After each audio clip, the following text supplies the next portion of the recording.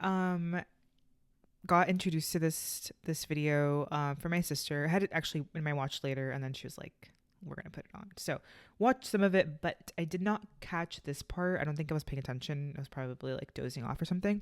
So I did want to watch this because today I wrote a poem, and poems are weird for me because I don't necessarily have like a I'm not like a poem expert. Like I'm not writing soliloquies and I don't know. So when I hear people talk about writing, when I see people's artists and their lyrics and their bars, like I'm just always so captivated because it's like a story that they've written and it's all come from here, and it's just really cool. And yeah, I just wanted to talk about it. And mainly, I wanted to see what Pharrell Williams had to say.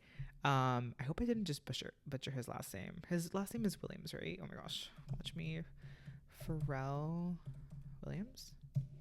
This has to be right. Okay, cool. I was like, maybe I'm wrong. So we're gonna actually watch this together, and I'm just gonna give a reaction, I guess, to what he says because I feel like he's gonna drop some nuggets. And yeah, let's check it out. Music for myself. I think I told you this the last time. Like all of my best songs are songs that I wrote for somebody else, and we just used the demos. Yeah. But I need to get me out of the way because when I see me, it's like a mirror looking at itself. Like there's no image there. There's nothing inspiring.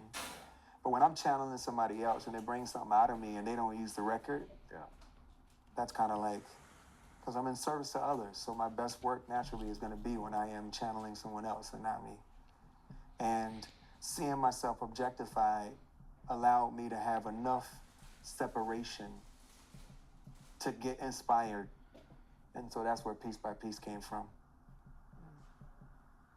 And there's another one called Lego Odyssey.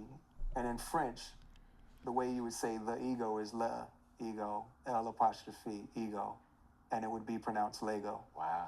And that was based on most of my life, my first 50 years of my life, at least the first 40 were just egocentric. And look, society sort of breeds that and supports that. You know, I'm the best, I'm this, I'm that. And you're not. You're actually part of an equation. Yeah. And what you are, when you say I am, you are part of the greater I am, and you're lucky to be just existing, you know. Am is a noun and am is a verb. Just like God is a noun and God is a verb, and love is a noun and love is a verb. I wrote about the first 40 plus years of my life because from 40 to 50 is how I made it. It's like a 10-year transition of just this. How did it happen though? What triggered it? I think I explained this to you the last time. Like, you know, Happy, Blurred Lines, Get Lucky, 3 songs that I was commissioned to write and eventually got attributed to me due to circumstances. And they were also, like I said, they were commissions.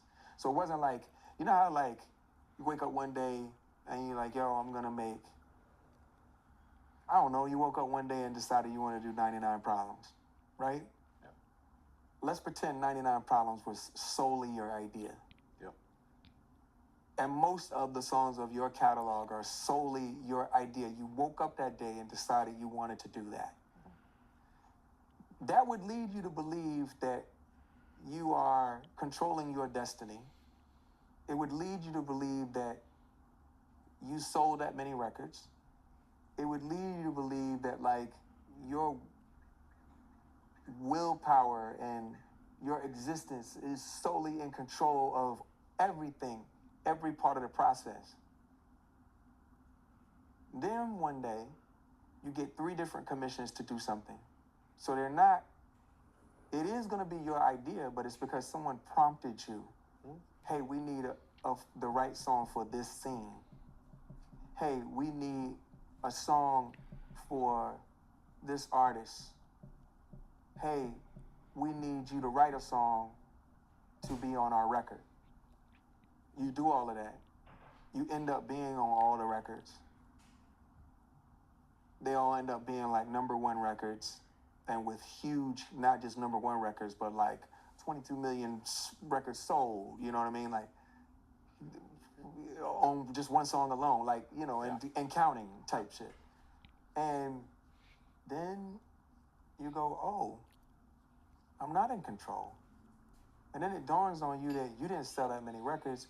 You wrote a song, you produced a song, and the fans decided to download, share, or like actually buy physical copies.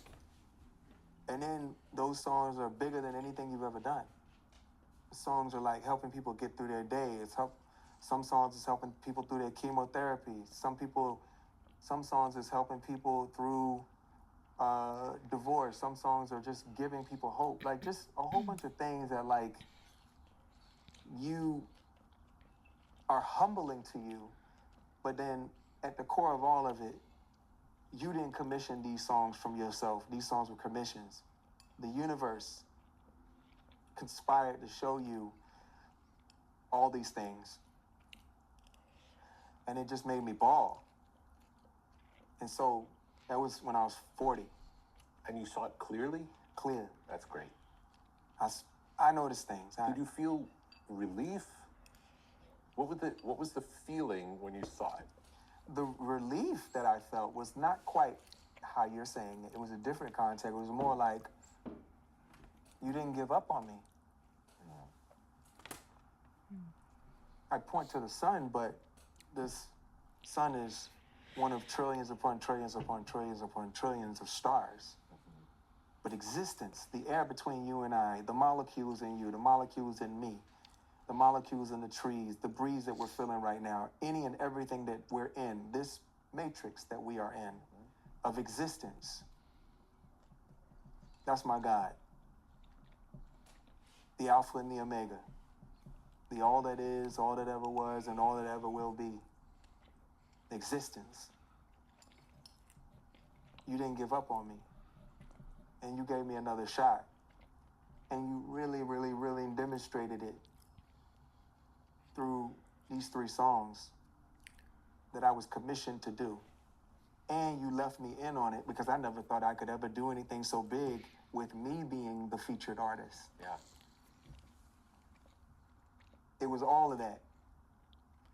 And I never looked at it the same. And it took me from 40 to 50 to like really get to a full place of like just humility. Like, there's no need for me to brag. There's no need for me to like, and be dramatic and for what? Yeah. I'm so blessed to exist. I exist at this time, in this space, this longitude, this latitude, at this particular juncture, I exist. I'm so grateful. There's a lot of layers there. Would love to know y'all's thoughts, but a couple things that like stood out to me. I guess 2 big ones, in terms of like the messages that I was taking away from it. I think a lot of what he was describing was that organic sort of like flow that comes when you release and when you surrender to something. In this case, it was his writing and kind of like removing the ego and removing, you know, the need for fame, the need to be recognized, the need for, you know, money and all of these things that like society says that we need to have to feel valued and to feel worthy. Kind of feels like him finally letting that go allowed there to be space, right, for like energy to just flow his way, for like people to think, oh yeah, like I want Pharrell to be the writer or the producer for this specific type of song that I'm trying to release into the world. And that goes to show through the 3 songs that he mentioned and how he was commissioned to do those, which is really interesting. And I think as he was talking, I was thinking about the difference between like something that's your idea versus something that it comes to you by way of somebody else. For example, like if he wasn't commissioned to do these 3 songs, would he be in the place that he is in today? Would he still have the same recognition in this very organic way if he had just put those 3 songs out himself, without them being commissioned, without that idea being sort of planted, that seed being, nurtured by him and by the folks that, commissioned him to do this work. So it's very interesting. I think the last thing to think about, is just existence, right? It's like this, I was thinking about this today, like, there's certain I guess a certain loss that we have as we get older, where we stop looking at life as something that we're supposed to be grateful for, and we sort of start to take it for granted. We're like, of course I should have a place to live, of course I should have water to drink, I should have friends, and I should feel love. Like I should have all these things, when it's really like, we are, like, I'm grateful to be here.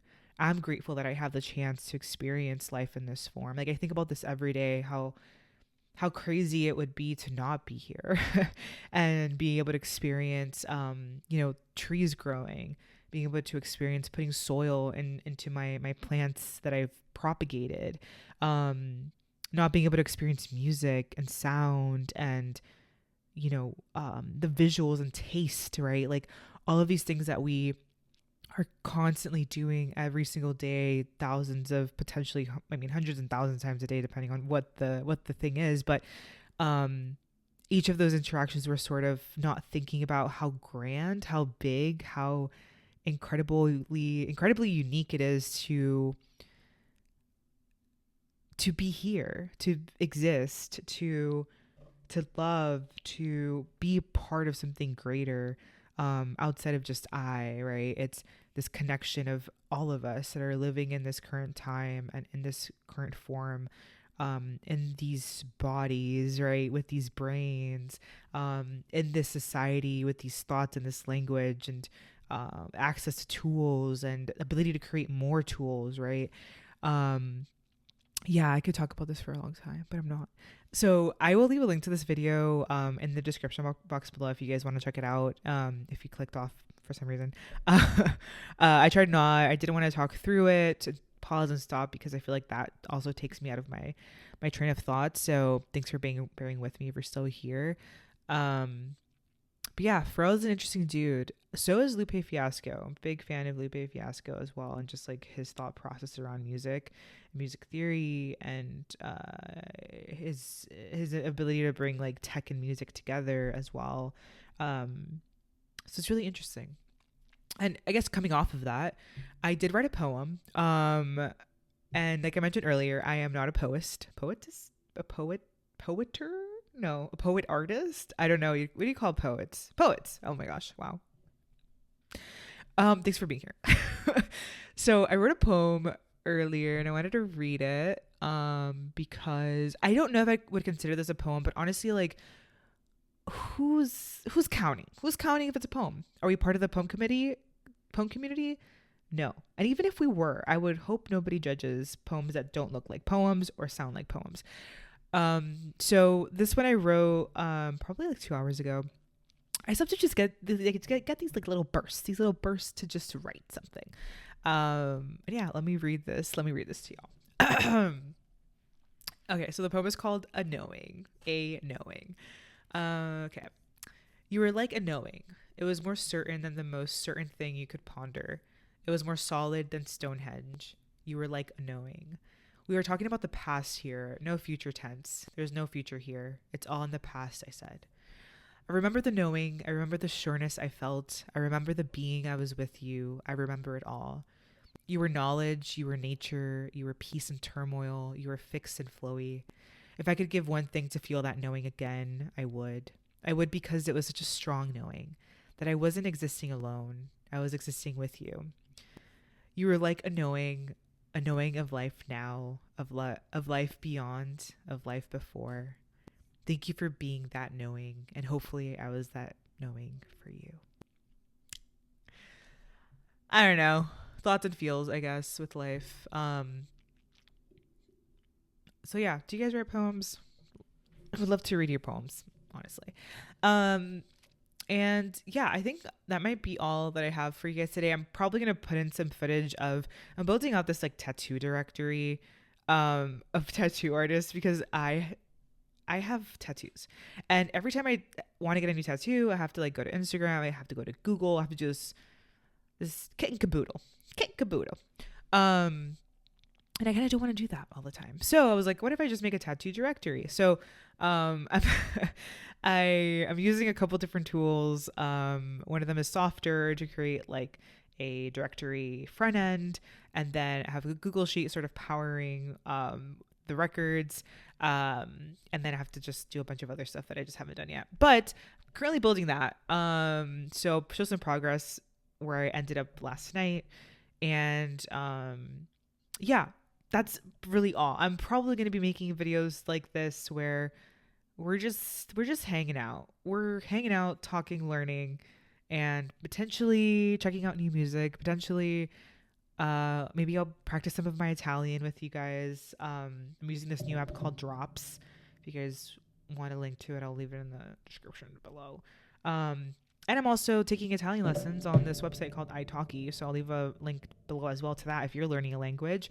It's really cool. It's virtual lessons with language tutors, which is really nice. But yeah, that is all. That's all I got for y'all. I don't have a joke to leave you with, but I do hope you have a fun day. Peace.